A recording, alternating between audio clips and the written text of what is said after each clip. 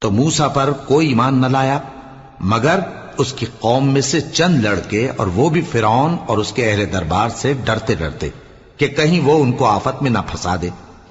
اور فرعون ملک میں متکبر تھا اور کبر و کفر میں حد سے بڑھا ہوا تھا۔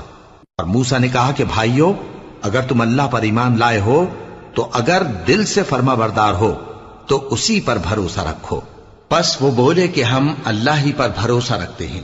اے ہمارے پروردگار، ہم کو ظالم لوگوں کے ہاتھ سے آزمائش میں نہ ڈال، اور اپنی رحمت سے ہمیں قوم کفار سے نجات بخش۔